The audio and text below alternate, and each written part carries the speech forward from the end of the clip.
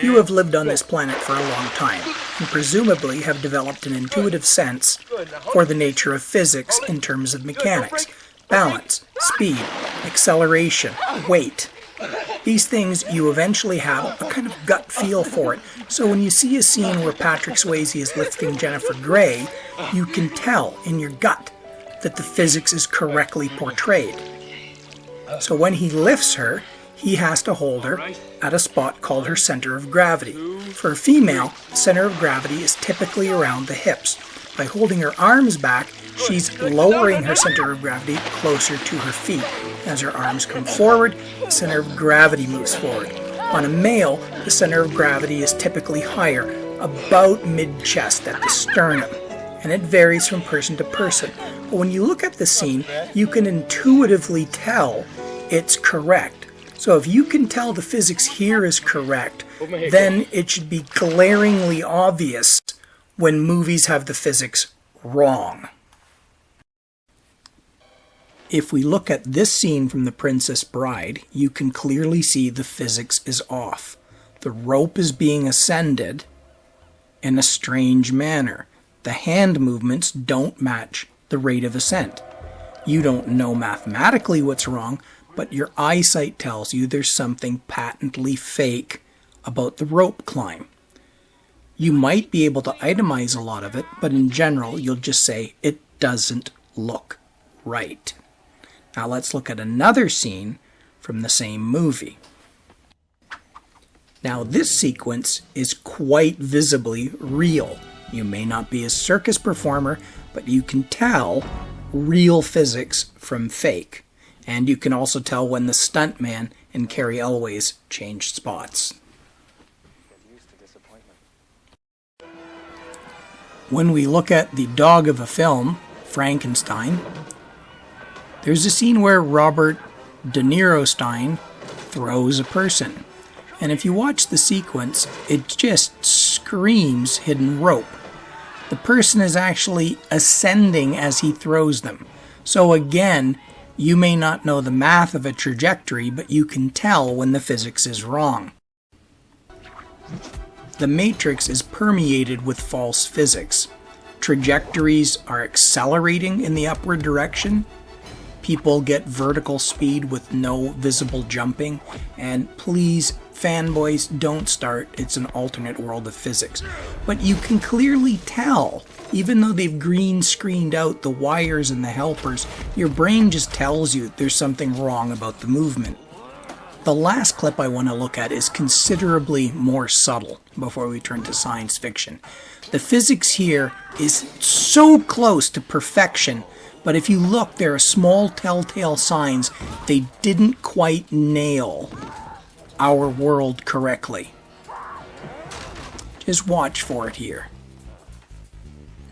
Gravity slightly changes here from what we're used to. She seems to have a little bit more time in the air than I was expecting. I haven't been able to quantify it frame by frame, but it's still that intuitive, it's not quite right for the universe that we live in.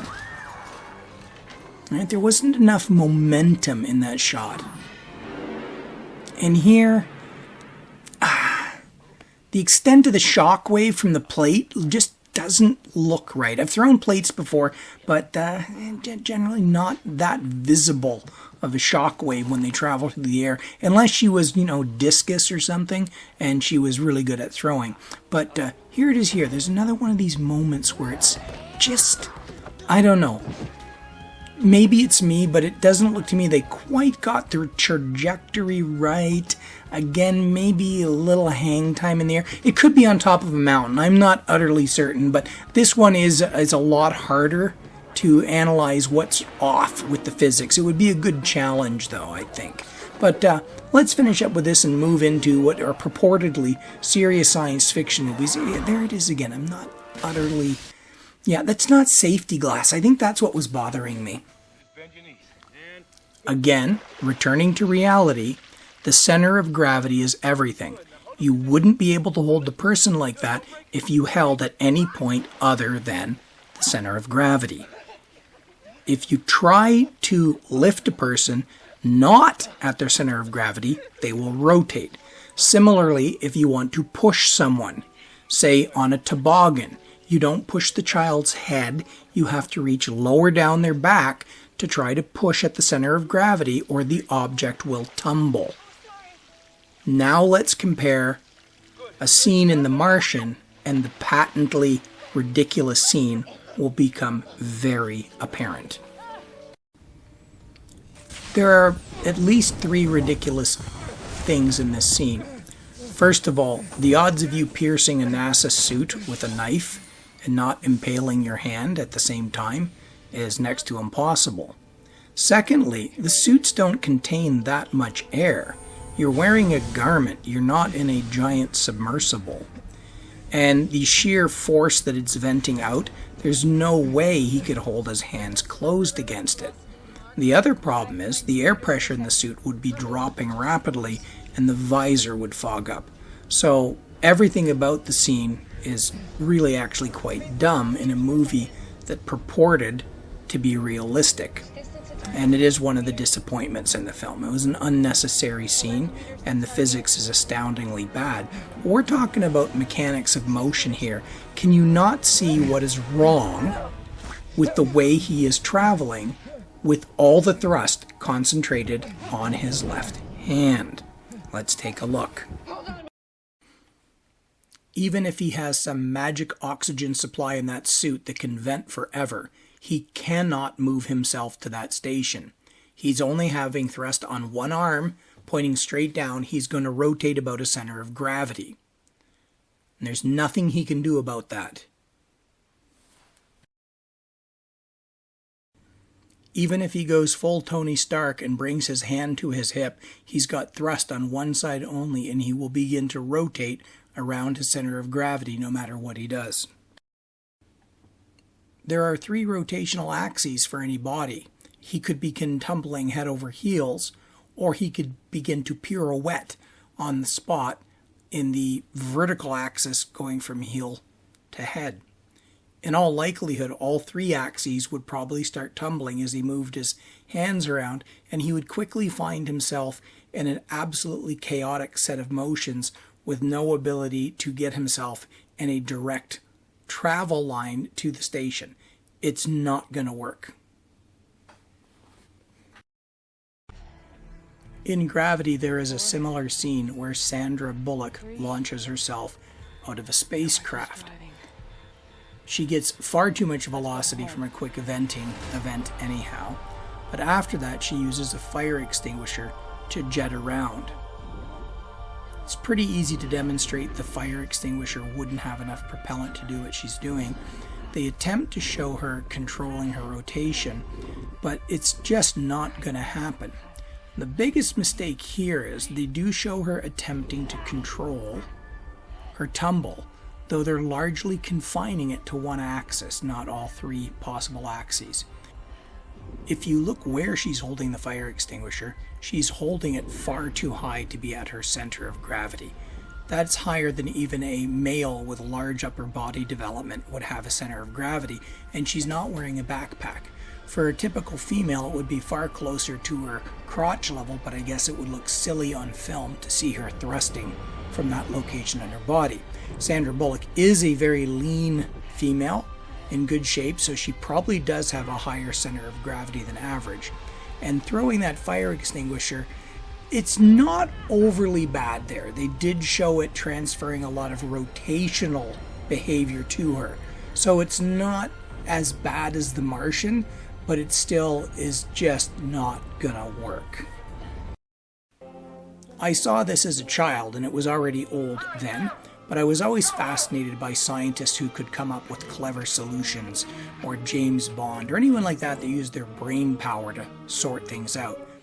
They're wearing magnetic boots in and on the ship, so he should not have had the difficulty lifting that cylinder. It should have floated free of the floor quite easily. He'd be struggling against its mass, but there should be no weight.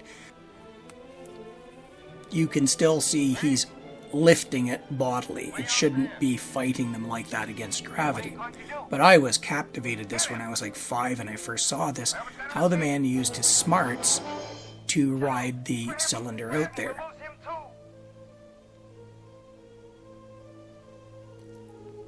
The mistake is right now. He should now be engaged in a tumble, head over heels. He does show an ability to try to re-aim himself, see? But again, that thrust would now cause him to spin on his axis. He should now be pirouetting, not just moving.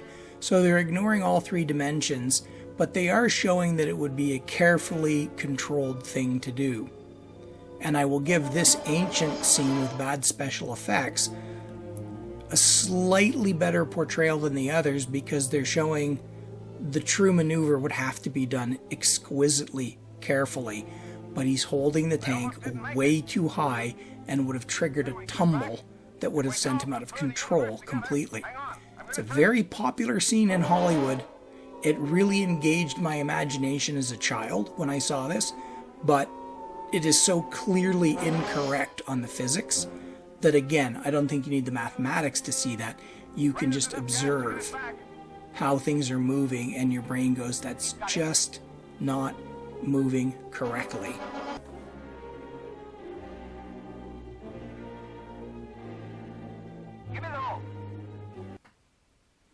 You will instantly freeze if exposed to outer space.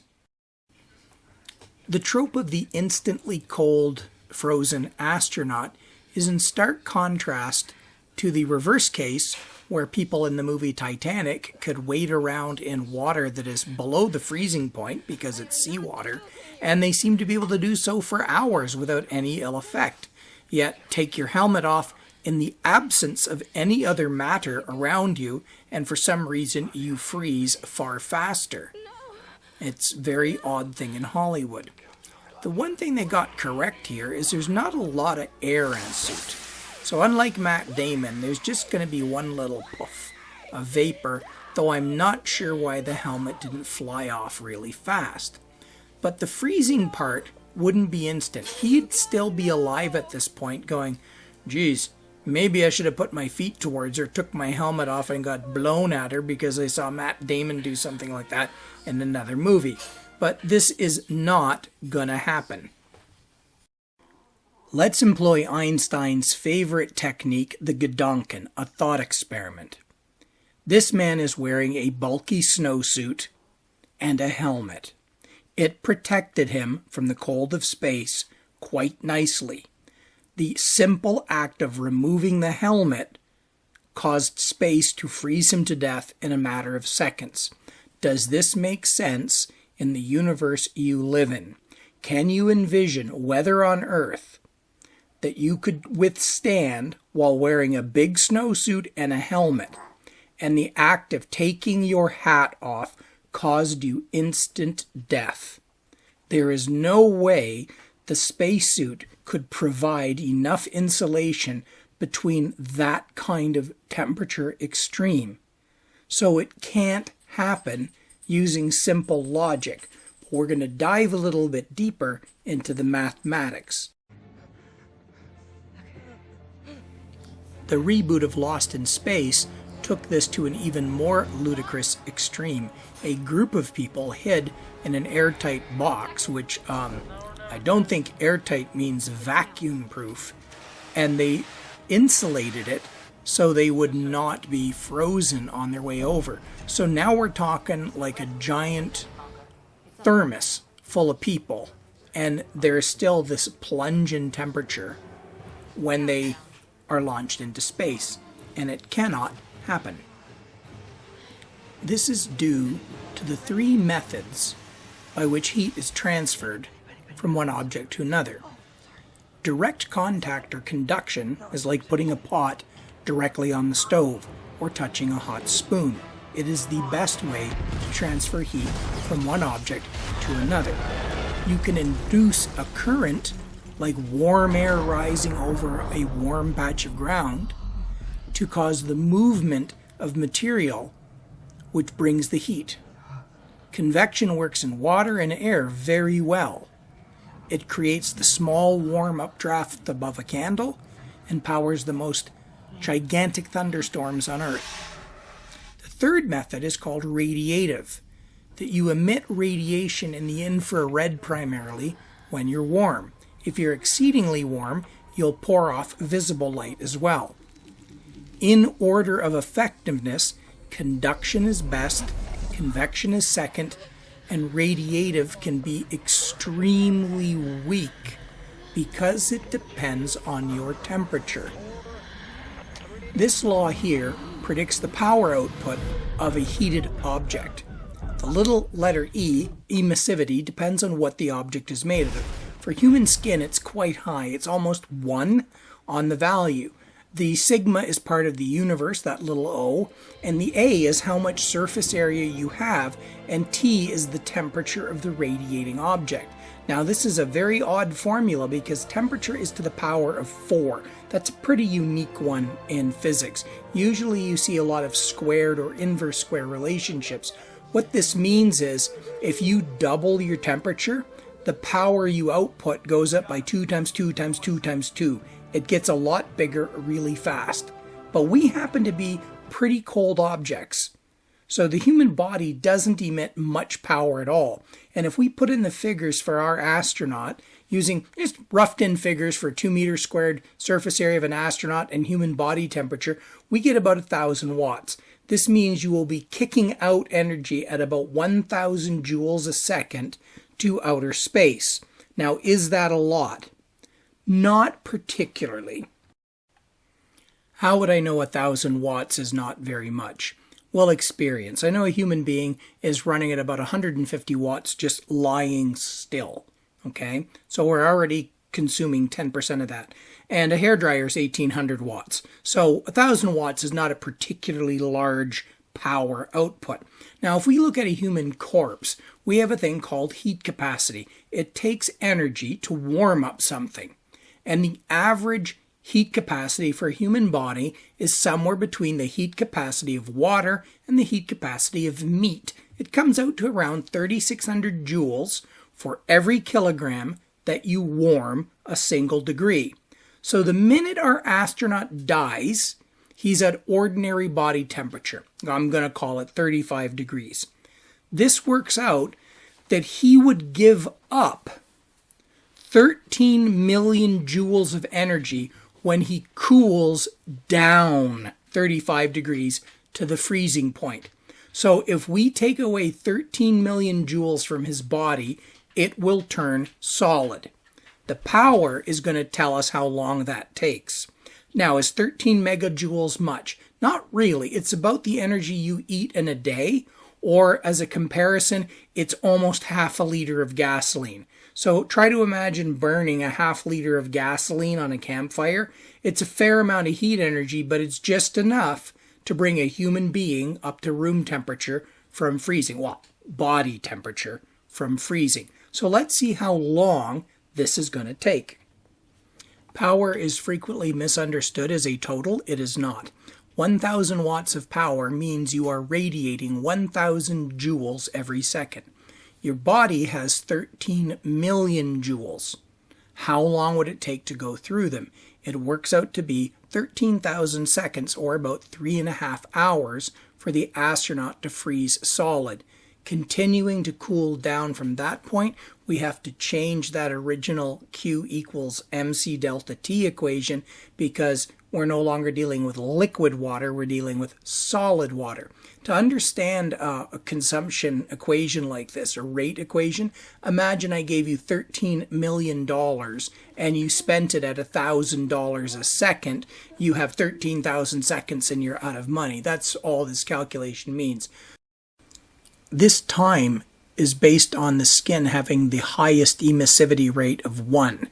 The suit itself would be much lower. But still, if he can freeze to death in space instantly naked, the suit's not going to buy him much more time. So why don't astronauts freeze to death just normally in space? Right.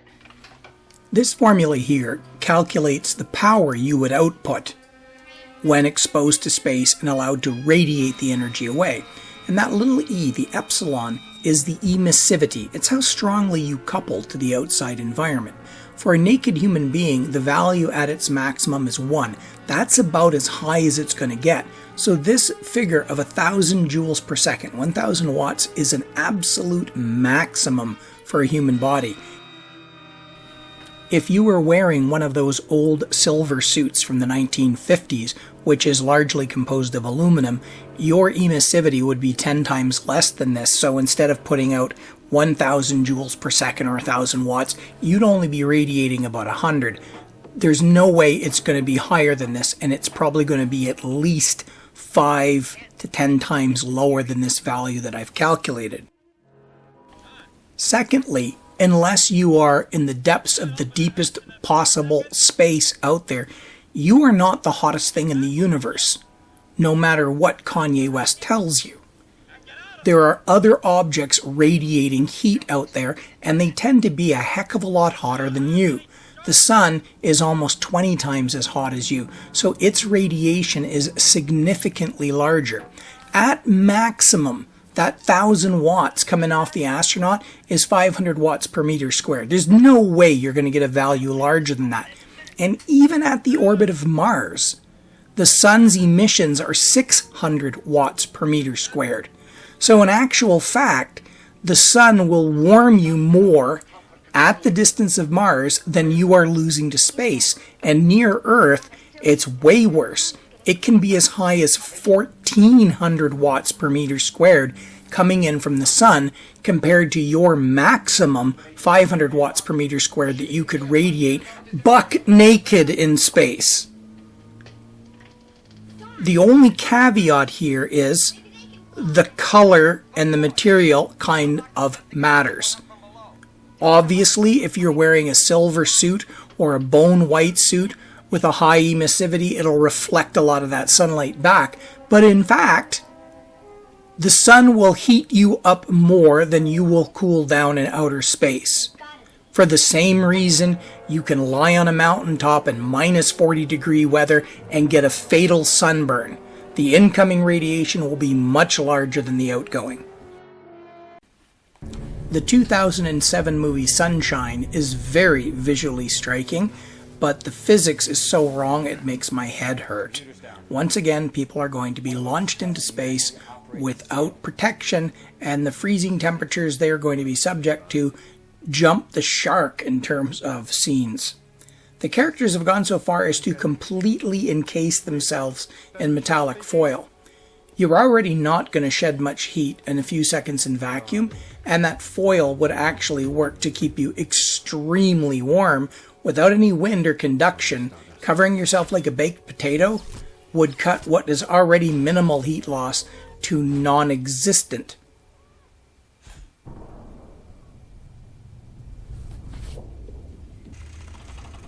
We get treated to the usual blow open the airlock door.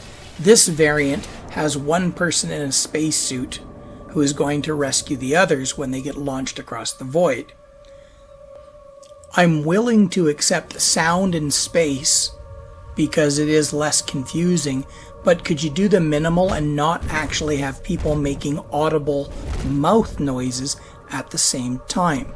Now remember, they're out, for about 15-20 seconds in space, and they are both wrapped up like a baked potato. The guy they don't catch goes through the usual instant freeze, which we now know cannot happen, but it gets even worse on the inside of the ship. When they enter the airlock, we are left with the impression that air pressure creates a gravity. Some sections of the ship rotate, some do not, some have gravity, but adding air turns the gravity on. Our lost astronaut has audible teeth chatter and whale noises for some reason, and freezes instantly, and then we're treated to this scene where the 15 seconds in space did this to one guy's hand. Are we freaking kidding? So Sunshine has arguably the worst case of the space freeze I've ever seen. Felix, can you get the door? Yeah.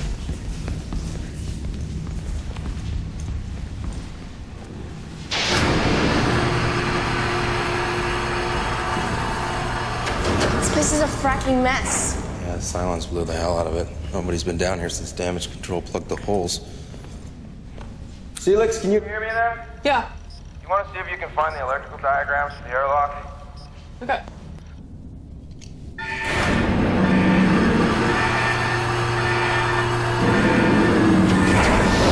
The hell? Felix, what are you doing? Open the door. I didn't do anything. Chief, I'm picking up a pressure differential in there. And it's nothing drastic. But you guys are definitely losing air. No, it doesn't take much. Once the airflow sensors detect a big enough leak, all the inner doors are designed to drop automatically. It's just a safety precaution. I feel safer already. Wait a second, are you saying that the hull's been breached? Well, breach is a bit dramatic, but the air is going somewhere. One of these patches must have cracked when we came in. As soon as we plug it, restore the pressure, the door should open. Then we can put orders on whoever made these fracking welds and kick their asses. Yeah, well, the most important thing is to keep breathing, so just find the leak. This is it right here, this one. The Battlestar Galactica scene turns out to be a lot more complicated. Because we're dealing with a change in pressure, a whole bunch of thermodynamic laws come into play. And here, I am most convinced I am wrong. I've probably made mistakes, and I would love it if anyone sees my mistakes to point them out to me, because there's nothing I hate more than a teacher who doesn't want to learn. It's been a long time since I've needed to do thermodynamic calculations like this, long enough that there were 2 Germanys the last time I worked with these equations. If I take the Galactica airlock to be about 1,000 cubic meters, and I'm putting a 3 centimeter hole in it, starting at ambient, I'm running these equations back and forth with each other.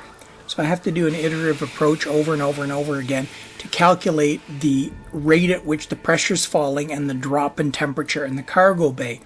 And using these assumptions, basically came up with these 2 plots. The pressure and the temperature over time in minutes. By the time the pressure falls in half to about 50 kilopascals, you're in trouble. You're in big trouble. You're not going to be very active. At 10% oxygen in that mix, you're incapacitated or very close to it. What limited activity you can do wouldn't be much to help yourself at that point. You'll be out of air in a few minutes. At that point, they're also now getting into trouble with the air temperature. By the time they're having great breathing difficulties, the temperature would have fallen to minus 25 in that airlock. By the time the pressure drops to about 13 kilopascals, just around 1/10 of an atmosphere, you reach the Armstrong limit. Despite their putting on their breathing apparatus at that point, even pure oxygen at that level, you're dead. You won't be able to maintain biological function. So their outside limit was at that Armstrong limit. And if you look at the curve, it touches the Armstrong limit around 80 minutes into my little timing scenario. At that point, the temperature in the cargo bay is minus 100. They are in serious trouble in the galactic scene. It actually is quite accurate. They have less than 80 minutes to live in that airlock, and it's surprisingly independent of the volume of the airlock. When I ran the scenario numerous times, increasing the size of the airlock doesn't give you actually that much more time. It's a very unusual thing that'll be worthy of its own video one day. So these people had only roughly about an hour, and it would be too late to save them. What happens to their bodies themselves when the temperature falls to that limit? Well, the radiation formula, P, is the power you radiate because of the temperature you're at. We did it for a naked astronaut out in space where he had nothing to radiate into.